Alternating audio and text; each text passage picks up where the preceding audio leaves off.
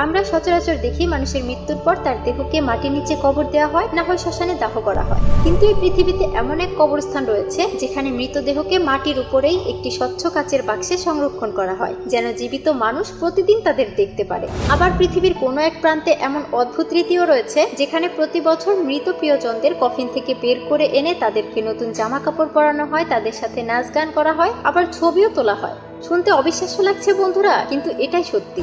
এমন এক কবরস্থানও আছে যেখানে মানুষের লাশ সমাহিত নয়, বরং বছরের পর বছর শোপিস হিসেবে মাটির ওপরে সাজিয়ে রাখা হয়। কিন্তু আপনি কি ভেবে দেখেছেন বন্ধুরা, এমনটা তারা কেন করে? কেন মানুষের শরীরকে এভাবে শাস্তি দেওয়া হয়? এটা কি শুধুই নিষ্ঠুরতা নাকি গভীর কোনো ধর্মীয় বিশ্বাস? আজকের ভিডিওতে আমরা জানবো পৃথিবীর এমনই কিছু অদ্ভুত এবং লোমহর্ষক শেষকৃত্যের প্রথা। Glass coffin graves.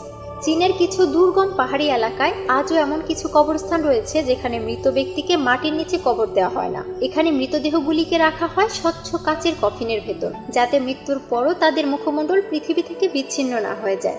আপনি যখন এই সমাধিক্ষেত্রের মাঝ দিয়ে হেঁটে যাবেন, তখন মনে হবে কফিনের ভেতর থেকে মৃতদেহগুলি সরাসরি আপনার চোখের দিকে তাকিয়ে আছে।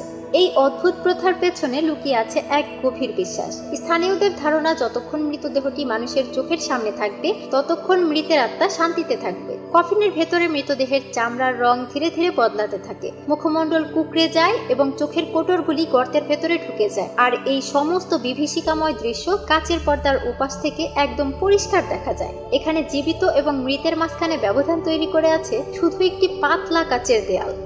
Toraja cliff graves. ইন্দোনেশিয়ার সুলাওসি দ্বীপের তোরাজা উপজাতিরা মনে করে মৃত্যু মানেই সম্পর্ক শেষ হয়ে যায় না, বরং সম্পর্ক থমকে দাঁড়ায়। তোরাজা মানুষেরা তাদের মৃত স্বজনকে সাথে সাথে কবর না দিয়ে লাশকে কাপড় দিয়ে মুড়িয়ে বাড়ির ভেতরেই রেখে দেয়, ঠিক যেন মানুষটি কেবল অসুস্থ হয়ে আছে আর হয়তো কোনো এক সময় আবার জেগে উঠবে। কিন্তু এখানকার সবচেয়ে বিস্ময়কর রীতির নাম মানেনে। এই প্রথা অনুযায়ী কয়েক বছর পরপর তোরাজা লোকেরা তাদের পূর্বপুরুষদের কফিন উন্মুক্ত করে কফিন থেকে লাশ বের করে আনে, হাড়গোড় পরিষ্কার করে এবং মৃতদেহকে পরায় একদম দামি ও নতুন পোশাক। শুধু প্রথা মেনে নয়, বরং পরিবারের সদস্যরা অনেক যত্ন সহকারে পোশাকগুলি পরিয়ে থাকে। এরপর তারা মৃতদেহকে সোজা করে দাঁড় করিয়ে দেয়, তাদের সাথে ছবি তোলে, গল্প করে, ঠিক যেন তারা এখনো পরিবারের একজন জীবিত সদস্য।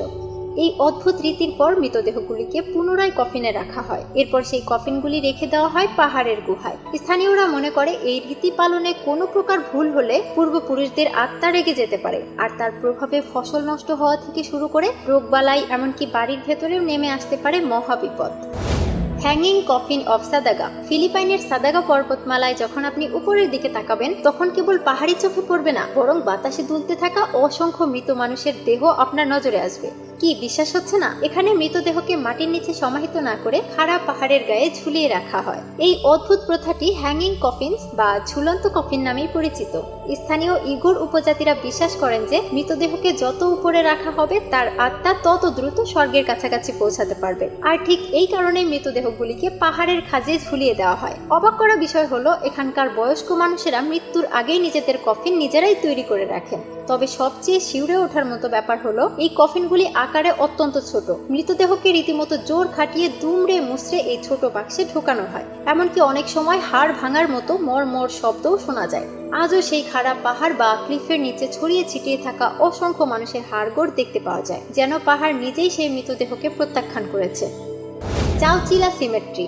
পেরুর নাস্কা মরুভূমির ঠিক মাঝখানে এমন এক অদ্ভুত জায়গা রয়েছে যেখানে মৃতদেহ মাটির নিচে সমাহিত নয়, বরং মাটির উপরে বসে থাকতে দেখা যায়। এই জায়গাটির নাম চাওচিলা সিমেট্রি। এটি দেখতে কোনো সাধারণ কবরস্থান মনে হয় না, বরং মনে হয় যেন এক উন্মুক্ত প্রদর্শনী বা ওপেন এক্সিবিশন। পার্থক্য শুধু একটাই, এখানে শোপিস হিসেবে সাজিয়ে রাখা হয়েছে মানুষের মৃতদেহ। এই সমাধিস্থলটি প্রায় 1000 বছরের পুরনো। এখানকার মৃতদেহগুলিকে কফিনে বন্দি করে রাখা হয়নি, বরং মায়ের গর্ভে থাকা শিশুর মতো পজিশনে বসিয়ে কাপড় মুড়িয়ে এবং দড়ি দিয়ে বেঁধে খোলা কবরের উপর রাখা হয়েছে। নাস্কা মরুভূমির সবচেয়ে অবাক করা বিষয় হলো, এর শুষ্ক আবহাওয়ার কারণে মৃতদেহগুলি প্রাকৃতিকভাবেই মমিতে পরিণত হয়েছে। Mary symmetry. রোমানিয়ার ছোট গ্রাম সাপান্তায় একটি কবরস্থান রয়েছে। আপনি জানলে অবাক হবেন, এটি প্রথম দেখায় মোটেও কবরস্থানের মতো মনে হয় না। এখানে নেই কালো পাথরের সমাধি, শোকের আবহ, বরং চোখে পড়ে রঙিন কাঠের ক্রুশ, কার্টুনের মতো আঁকা ছবি, আর তার উপর খোদাই করা মৃতের জীবনের নানা সত্যি ঘটনা। এই স্থানের নাম মেরি সেমেট্রি বা প্রফুল্ল কবরস্থান। কিন্তু নাম যতটা প্রফুল্ল, এর ভেতরের সত্য ততটাই বিচলিতকর। এখানে প্রতিটি কবরের উপর একটি করে হাতে খোদাই করা কাঠের ক্রুশ বসানো থাকে, আর তাতে লিখে রাখা হয় মৃত ব্যক্তির পুরো জীবন কাহিনী। তাতে শুধু ভালো কথা লেখা হয় এমন না, বরং মৃত ব্যক্তির অভ্যাস, ভুল ত্রুটি, এমনকি মৃত্যুর কারণ পর্যন্ত উল্লেখ করা হয়। কোনো কোনো ক্রুশে লেখা আছে গরিবের হক বিনষ্টকারী এখন মাটির নিচে, আবার কোথাও লেখা আছে এই ব্যক্তি স্ত্রীকে মারধর করত, আজ সে নিজেই মৃত। মৃত্যুকে লুকিয়ে না রেখে যুগে যুগে মানব সম্মুখে প্রকাশের লক্ষ্যে স্থানীয় শিল্পী স্থান ইয়ন পাত্রাস 1930-এর দশকে এই ব্যতিক্রমধর্মী ঐতিহ্যের সূচনা করেন। তার বিশ্বাস ছিল একটি মানুষ তার জীবন যেভাবে কাটিয়েছে তাকে সেভাবেই স্মরণ করা উচিত। কেউ কৃষিকাজ করছে, কেউ মদ্যপান করছে, কেউ দুর্ঘটনার মুহূর্তে স্তব্ধ হয়ে আছে, অর্থাৎ মৃত্যুর সঠিক মুহূর্তটিও এখানে চিরস্থায়ী করে রাখা হয়। স্থানীয় লোকেরা বলে কবরে লেখা এই শব্দগুলি মৃতের পরিবারকে একই সঙ্গে কাঁদায় আবার হাসায়, কারণ এই কবরস্থান যেন তাদের প্রিয়জনের সত্যিকার জীবনেরই এক ঝলক দৃশ্য। তো আমার জিনিয়াস বন্ধুরা, মৃত্যুর পর আমাদের দেহের সাথে কি করা উচিত? সমাধি, দাহ নাকি অন্য কিছু? যে উপায়টি আপনার কাছে সঠিক বলে মনে হয় আমাদের কমেন্ট বক্সে লিখে জানাতে পারেন। ভিডিওটি ভালো লাগলে একটি লাইক করে চ্যানেলটি সাবস্ক্রাইব করে রাখবেন কিন্তু।